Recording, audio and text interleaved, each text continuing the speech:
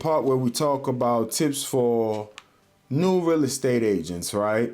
Real estate agents in general, if you're struggling in your business, this can kind of help you.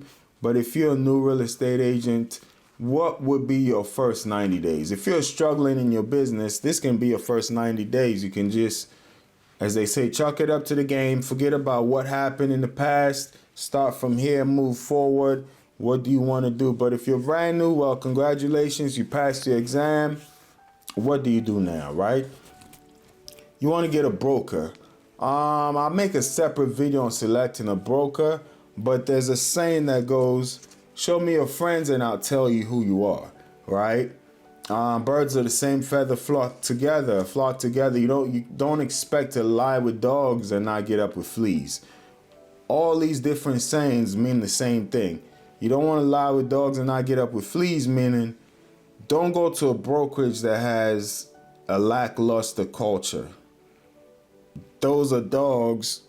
I hate to say it like that, but you're going to get fleas, right? And don't go in an environment that doesn't succeed. Because if they're not used to performing, you're going to come in the game and think that's the norm, right? So research your area and see high performers. There are so many different factors. But let's say the most high performing brokerage is like 2 hours drive from your house and you have a local broker and you're self-driven. You may say to yourself, you know what? I would love to go to this high performing broker, but I can motivate myself. I don't necessarily need to be there. I'll rather be at the broker that's closest to my house. Some things you got to look for are the office fees. Some brokerages charge one-time fees, others don't. Others charge monthly fees. Commission splits. Commission splits are good, right? Some brokerages give you 80% split, 70% split. Other brokerages, 60%, 70%. But as they say, 60% of something is better than 100% of nothing. So these are all things you want to consider. Are you just chasing the money? Or are you chasing results, right? You may want an 80% split, but you're not performing, then you get 80% of nothing. This is a kill what you eat, a hunter-gatherer industry. Nobody is going to write you a check at the end of the week or at the end of the month. Based on your drive, you are going to succeed. And on that note, I'll transfer to the next step, right? I was watching this podcast on Tim Grover. He doesn't like to call himself a personal trainer. He has a terminology he refers to himself as.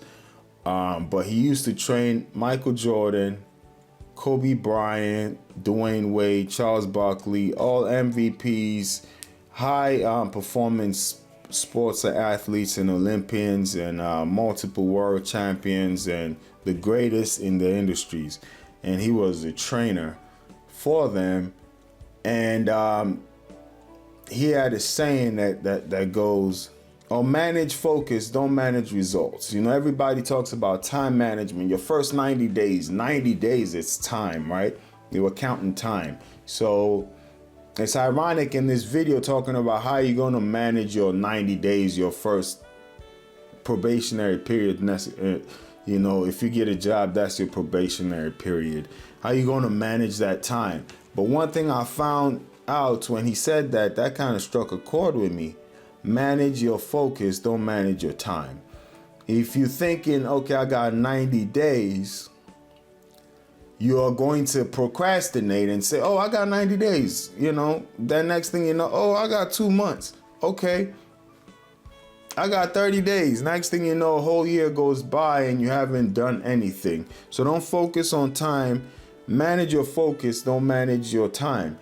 But if you're focused, and focus is the biggest key to anything really that you do in life as far as succeeding. Just being able to focus when, you know, they call it, there's a saying, I hope my memory doesn't let me down now. It talks about deep work. Deep work. When you work, you cut off the phone, cut off distractions, cut off sometimes even the podcast, the YouTube's just deep work. You're just locked in, cut off. There's so many distractions now. TV, your phone, this device, so distracting, you know. Are you able to do deep work? If you are, you will succeed. So the focus is really, they say time management, focus management is key. You know, time is good. You got to know how to plan and organize. But so what? You plan, you organize. Now it's time to go down your to-do list. And when you're on task number 1, you're picking up a call, you're checking your inbox, you're watching something that just popped up that's trendy. You're not focused. You could plan all you want, but if you don't do deep work where you're locked into the task at hand, it's a waste of time. And that's how some people are able to do multiple things, right? You see somebody, they're high performers in one industry, another industry, or with family, with God. We just a lot of different things because they're present at the moment. Whatever they're doing at that moment, they're locked in on it. And it's about managing your focus, not necessarily your time, right? So that was key, and that's going to be key because you're a contractor. You're not an employee. Your broker may tell you, okay, let's cut ties. You're not performing, whatever, but they can't necessarily fire you, right? You can always go to another broker. Brokerages are always looking for people, you know. So it's not a job where you're like, oh, I lost my job, I'm not going to get a check. You are the job. You can take your clients with you. Your clients are your clients, and they necessarily don't care about the name of the broker unless you're introducing yourself. Sometimes that matters. But if you've built relationships, all you got to do is call your client up and say, hey, I switched brokers. My cell phone number is the same. Call me and we go from there. They really don't care, you know. So you're not an employee. Don't worry about that. You are your own boss, so you need to manage yourself. Self-discipline and focus, really. So that is very key. Manage focus, don't manage time. Another thing we want to talk about, daily schedule. Daily schedule. And the key to the daily schedule is you want to plan the night before, you know, because when you plan the night before, you go to sleep thinking about it and it works in your mind already. So when you wake up, you're kind of ready to go. So your daily schedule needs to be on par. And next thing is generate a pipeline. Generate a pipeline or a pipeline generating strategy. Let's rename it that, right? A pipeline generating strategy. Because, so for instance, when you start getting clients, let's say you get a few buyers, you're showing them houses. Always plan the showing after you've done something to build your pipeline. Don't get caught up chasing that deal. When you get that deal, you look around and say, man, I don't have any other deals in the work. Now you're back to square one. That's why you sell one house and then you can't get another deal for another few months. So the biggest thing you need to focus on every single day is building your pipeline. I wouldn't say every day, days off. That's why we do this job right here, is to get some time, free time. But when you're starting off, you grind a little harder. But I say have a schedule, right? And through your week, chase your big rocks, your key performance indicators. What is the thing that affects success the most is generating that pipeline. So even if you got clients, even if you got meetings, even if you got showings, open houses, prior to doing all that, work on building that pipeline. Because once that deal closes, what's next? You want to have something in the works. And that's called the pipeline. It's coming down the pipeline. So some of the pipeline things you need to focus on: your sphere of influence, people you know already. Reach out to them periodically, let them know what you're into, and just tell them, hey, I'm a realtor. You know, you strike conversations with them. You've already known them. They're in your phone book, you know, or your contact list. Hey, just checking up on you. Ask them how's life. 9 times out of 10, they're going to ask you, how are you doing?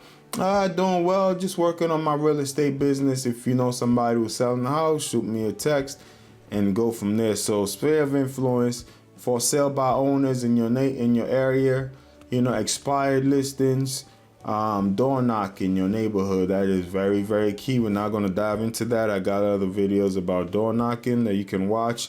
And farm in your area. Farming in your area is like postcards, hand mails, running ads, whether on YouTube, on Google, Facebook, just targeting that neighborhood, or bus stop signs, however based on your budget. You just want it to become a thing where you are now the face in that community. They know you're the realtor. It's like every neighborhood got a local grocery store.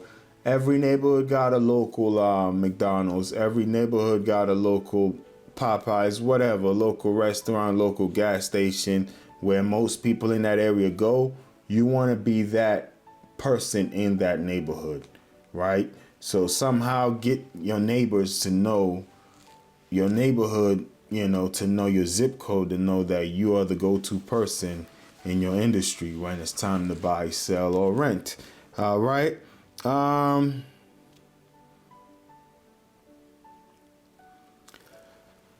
Conversion requirements. So I saw this quote. It says, what gets measured gets accomplished. So you want to see, let me rephrase that. Let me say conversations. Track productivity. What gets measured gets accomplished. If you measure something, then you can know. That's the whole deal about analytics. IT is information technology, right? It just gives you information. And believe it or not, accounting is a form of information technology. All accounting is giving you numbers, right? Data collection, stats. So what? That can sit in the trash and be no good to you. Where you win is what you do with that information. So you want to measure your conversations and how many of those conversations lead to a transaction, a deal. So if you are having 100 transactions to convert one person, then you can then see per day, per month, per week, per year, how many conversations you need to have, how many new people you need to meet. All right. May probably do a separate video detailing that, but there are some that say 100 conversations for not so trained agents may lead to one deal. So then you want to say 100. That's 20 conversations if you work in a 5-day work week. 20 conversations per day, maybe some door knocking, maybe some cold calling, going through your phone. You want to have those conversations, so you want to track that. How many conversations, like I said,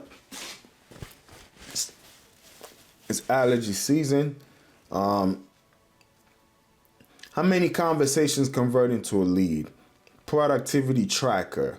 That is big in most Fortune 500 companies. Productivity tracker. They want to see how productive you are, right? So you are your own boss. You are measuring your own productivity, and you want to see how can I stay on task. Biggest thing I would talk about through all this is staying consistent. Staying consistent. You have to treat this thing here like a 9 to 5. You may not be able to do full time, but if you're doing it part time, schedule work hours and schedule tasks. And even though the task has been made, remember you're managing your focus and not the time, right? And then don't go chasing every single thing. Have a plan. That's why you need a mentor or coach or somebody that has succeeded. That's why I say, show me your friends and I'll tell you who you are. Some people say, show me your friends and I'll show you your future. Birds of the same feather flock together. So if you're hanging around a bunch of losers in the industry, that's what you're going to be. If you're hanging around some successful people, that's what you're going to be. You're going to learn from them, right? So put yourself around successful agents and learn from what they're doing. And then you want to, once they give you key nuggets, you come up and formulate a game plan. That's going to be your daily schedule. I need to make X phone calls, send these emails, whatever you need to do, knock on these many doors. But the key is stay consistent, right? If you go out today, you do the work today, you don't do it tomorrow, don't do it the next week, it's no good. No good to you, no good to anybody. So consistency is the key. Please stay consistent. I hope that helped you. Now we're going to talk about the interest rates and the national housing market stats.